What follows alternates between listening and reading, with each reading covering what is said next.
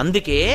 పెద్దవాళ్ళు ఒక మాట చెప్తారు, నీ జీవితం పండాలి అంటే నీకు పూజ వచ్చా రాదా వదిలి, నీకు వేదం తెలుసా తెలియదా వదిలిపెట్టేసేయి, నువ్వు ఉపనిషత్తులు చదువుకున్నావా చదువుకోలేదా వదిలిపెట్టేయి, రామాయణ భారత భాగవతాలు తెలుసుకున్నావా లేదా వదిలిపెట్టేయి, దక్షిణామూర్తి యొక్క మూర్తిని చూస్తూ కూర్చోవడం నేర్చుకో, అదొక్కటి నేర్చుకో చాలు.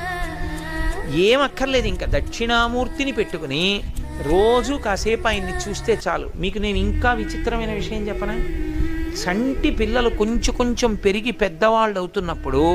ఇంట్లో అందమైన దక్షిణామూర్తి విగ్రహం ఉండి, విగ్రహం అంటే ఫోటో కనీసం ఉండి, పిల్లలు కాసేపు దాని వంక చూడడం అలవాటైతే మీరు చూడండి, నేను యథార్థం చెప్తున్న, పెద్దలు నిర్ణయం చేసింది,